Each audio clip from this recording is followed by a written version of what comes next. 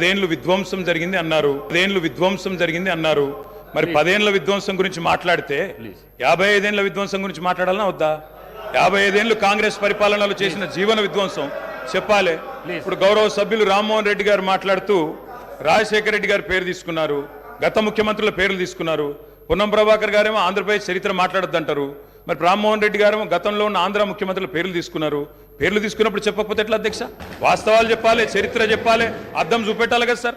55 ఏళ్లు పరిపాలించే అవకాశం ఇచ్చినప్పుడు సాగునీరు ఇవ్వలేని అసమర్థులు, తాగునీరు ఇవ్వలేని అసమర్థులు, కరెంట్ ఇవ్వలేని అసమర్థులు వాళ్ళ అసమర్థత గురించి చెప్తే ఉలికిపడ్డం ఎందుకు అధ్యక్ష? సాగునీరు ఇవ్వలేని అసమర్థులు, తాగునీరు ఇవ్వలేని అసమర్థులు, కరెంట్ ఇవ్వలేని అసమర్థులు వాళ్ళ అసమర్థత గురించి చెప్తే ఉలికిపడ్డం ఎందుకు అధ్యక్ష? అధ్యక్ష ఇంకొక మాట కూడా నేను విజ్ఞప్తి చేస్తా ఉన్నాను. ఇది మొదటి రోజు అధ్యక్ష. మొదటి రోజే ఇంత ఉలికిపడితే ఎట్లా అధ్యక్ష? మొదటి రోజు ఇంత భయపడితే ఎట్లా? ఒక్కొక్క మంత్రి గారు లేసి అప్పుడే ఉలికిపడి మాట్లాడుతున్నారు. అంత భయం ఎందుకు సార్? అధ్యక్ష నిర్మాణాత్మక సూచనలు చేయాలన్నారు భట్టి గారు, వి వెల్కమ్ ఇట్. కానీ మీరు నిర్మాణాత్మకమైన గవర్నర్ ప్రసంగం ఉంటే విధ్వంసంగా ఉండకపోతే వాస్తవాలు చెప్తే మేము కూడా వాస్తవాలు చెప్పేటోళ్ళం. మా అధ్యక్షుడు స్పష్టంగా చెప్పారు, కొత్త ప్రభుత్వం వచ్చింది, తొందరపడకండి, ఒక 3 నెలలు సమయం ఇద్దాం, అట్రఫ్లాప్ అవుతారు ఎట్లాగూ కానీ 3 నెలలు సమయం ఇద్దాం. ఎందుకంటే అధ్యక్ష చాలా చెప్తా అవి కూడా చెప్తా. పాపం వాళ్ళ సభ్యుడే వాళ్ళని ఇరికిస్తాను. అధ్యక్ష ఒక్క మాటలో చెప్పాలంటే తెలంగాణలో అధ్యక్ష ఒక్క మాటలో చెప్పాలంటే ఏంది అధ్యక్ష కాంగ్రెస్ పరిపాలన? బొంబాయి బొగ్గుబాయి దుబాయ్ ఆనాడు ఇదే కదా అధ్యక్ష. మొత్తం ప్రజలు వలసలు పోయే దుస్థితి, రైతులు మొగులు దిక్కు చేసే దుస్థితి, మొత్తంగా ఆఖరికి ఇవాళ అక్కడ కూర్చున్న ముఖ్యమంత్రి గారి సొంత జిల్లాలోనే గంజి కేంద్రాలు అధ్యక్ష. ఇందిరమ్మ రాజ్యం అంటే గంజి కేంద్రాలు, ఆకలి సావులు, ఎన్కౌంటర్లు తప్ప ఏముండే అధ్యక్ష? ఇది గొప్పగా చెప్తున్నారు అధ్యక్ష. ఆ రోజుల్లో ప్రాజెక్టులు కట్టకున్నా, పైసలు తరలించకపోయినా ఆంధ్రాకి మౌనంగా మంగళహారతులు పట్టింది తెలంగాణ కాంగ్రెస్ నాయకులు కాదా అధ్యక్ష? ఆనాడు మేము రాజీనామాలు చేస్తుంటే, గొంతు చించుకుంటుంటే, పేగులు దిగేదాకా కొట్లాడుతుంటే పదవుల కోసం పెదవులు మూసుకున్నది ఎవరు అధ్యక్ష? ఇలా బాగా మాట్లాడుతున్నారు అధ్యక్ష. ఇంకొక మాట చెప్తా ఉన్నా, ఇదే శాసనసభ అధ్యక్ష తెలంగాణ పదం నిషేధిస్తే ఒక్క కాంగ్రెస్ నాయకుడు మాట్లాడిండా అధ్యక్ష? ఇదే శాసనసభలో అధ్యక్ష అక్కడ కూర్చున్న ముఖ్యమంత్రి కిరణ్ కుమార్ రెడ్డి గారు, మా హరీష్ రావు గారు లేచి మాకు నిధులు ఇవ్వరా అని అడిగితే ఒక్క పైసా ఇయ్యా, ఏం చేసుకుంటావో చేసుకోపో అన్నప్పుడు ఒక్క కాంగ్రెస్ నాయకుడు మాట్లాడిండా సార్? ఇలా బాగా మాట్లాడుతున్నారు. పదవుల కోసం పెదవులు మూసిన చరిత్ర ఖచ్చితంగా తెలంగాణ కాంగ్రెస్ నాయకులదే. అందులో రెండో అభిప్రాయం కూడా అవసరం లేదు అధ్యక్ష. I'm not yielding sir. ఎందుకంటే మీరు నాకు రెస్క్యూకి రావాలా. మేము ప్రధాన ప్రతిపక్షం 39 మంది ఉన్నాం ఇక్కడ. మాటికి ఒక్కసారి ఇంటర్ఫియర్ చేస్తే మాకు కూడా సమయం ఇవ్వాలా. మీరు మాకు కూడా 4 సభ్యులకు మాట్లాడే అవకాశం ఇవ్వండి. మాటికి మంత్రి గారు చెప్పడం ఏంటండి? సమాధానం చెప్పలేరా అధ్యక్ష? అంత భయం ఎందుకు? సమాధానం చెప్పలేరా అధ్యక్ష? సమాధానం చెప్పలేరా సార్? వీళ్ళు తర్వాత చెప్పమనండి సార్, మా రిప్లై అయిపోయిన చెప్పమనండి అధ్యక్ష. గౌరవ సభ్యులు అధ్యక్ష సార్ ఇది ఎందుకంటే ఒక్క నిమిషం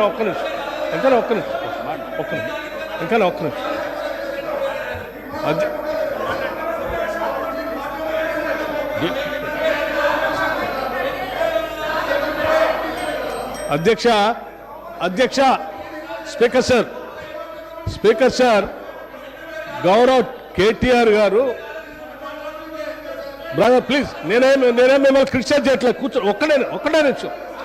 I'm trying to advise you. Please, నేనేం మిమ్మల్ని క్రిటిసైజ్ చేయట్లేదు, కూర్చో ఒక్కడే నిమిషం. I'm trying to advise you. Please sit down. Please. I'm trying to advise you. Please. నేనేం మిమ్మల్ని క్రిటిసైజ్ చేయట్లేదు, దయచేసి ఒక్క నిమిషం.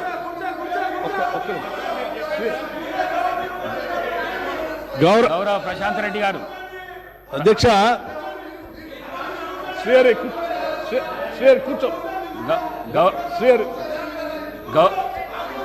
అధ్యక్ష ఒకటే నిమిషం.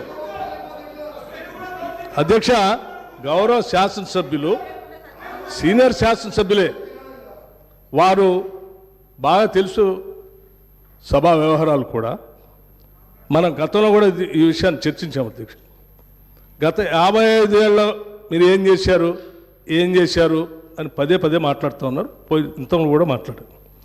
నేనేం చెప్తా ఉన్నానంటే ఆ 55 ఏళ్ళు ఉమ్మడి రాష్ట్రంలో పాలన దానికంటే బాగా చేసుకోవచ్చనే అది వద్దనుకొని మనం ప్రత్యేక రాష్ట్రం తెచ్చుకున్నాం. మనం రిలేటివిటీ ఎప్పటి నుంచి తీసుకుంటామంటే 2014 నుంచే తీసుకుంటాం. కూర్చోండి ఒక నిమిషం చెప్పండి. చెప్పండి. ప్రత్యేక రాష్ట్రం ఏర్పడిన తర్వాత అది బాగలేదనే ఈ రాష్ట్ర ప్రజలందరూ కూడా సకల జనం సమ్మె చేస్తే ఇక్కడ ఉన్నటువంటి మంత్రులు కూడా కౌశిక్ రెడ్డి గారు కూర్చోండి. పెద్ద రాష్ట్రంలో మంత్రులు ఉంటే కూడా రాజీనామా చేసి మంత్రులందరూ కూడా తీర్మానం చేసి ఈ సభలో ఉన్నటువంటి కాంగ్రెస్ శాసనసభ్యులు కూడా అందరూ తీర్మానం చేసి ప్రత్యేక రాష్ట్రం కావాలని కేంద్ర నాయకత్వాన్ని ఒప్పించి శ్రీమతి సోనియా గాంధీ గారి దగ్గర కలిసి సభలో సరిపోయేంత బలం లేకపోయినప్పటికీ సభలో ఉన్నటువంటి వాళ్ళందరినీ ఒప్పించి ప్రత్యేక తెలంగాణ రాష్ట్రం ఇచ్చినటువంటి కాంగ్రెస్ పార్టీ ఆ ఆలోచన ఉంది కాబట్టి ఇచ్చింది అధ్యక్ష. కాంగ్రెస్ పార్టీ ఇచ్చిన తర్వాత సంపదతో కూడినటువంటి రాష్ట్రాన్ని మీ చేతిలో పెడితే, మిగులు బడ్జెట్తో ఉన్నటువంటి రాష్ట్రాన్ని మీ చేతిలో పెడితే 10 ఏళ్లు బాగు చేయాల్సింది పోయి 5 లక్షల కోట్ల అప్పు